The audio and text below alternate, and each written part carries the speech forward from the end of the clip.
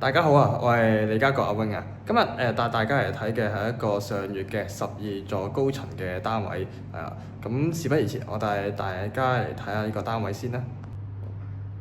好，今日一入到門口啊，見到一個好大嘅飯廳位啊。咁呢度係一個開放式嘅廚房，咁佢有晒嗰啲雪櫃啊，嗰啲電磁爐啊，另外佢亦都會有好多儲物空間嘅。咁你睇到啦，佢下邊可以放咗好多嗰啲清潔用品。另外上面咧，佢亦都會有啲櫃啊，同埋有個升降式嘅微波爐啊，咁就好慳位嘅，變相就。咁另外佢上面啊，抽油煙機嗰啲位咧，佢都用到盡啊，都可以放下啲小型嘅雜物。咁呢度亦都有啲儲物位啦。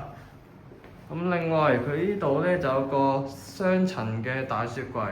咁以呢個356尺嚟講嘅話咧，俾到雙層雪櫃就非常之少有㗎啦，而家啲屋苑。咁好，呢度就有一個客廳嘅位置。咁對出咧，望個景觀簡直就係一流啊！望晒成個元朗嘅山景。咁呢度就有個廁所位，係啦。咁亦都會有一個細細啲嘅露台仔嘅，咁可以放下啲清潔用品。之後我哋帶大家嚟睇下啲房啦，係啦。咁呢間房咧，個景觀仍然都係好開揚嘅，同埋呢間房可以做下啲書房啊，或者衣帽間亦都得。咁呢度就個主人房啦。咁主人房佢都放咗個業主都放咗個好大嘅衣櫃啊。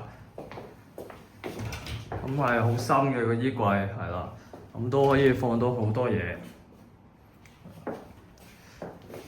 咁亦呢個主人房亦都可以放到一個雙人床嘅。咁個景觀依然都好開揚啦，係啦。今日帶大家睇住咁多先，如果有興趣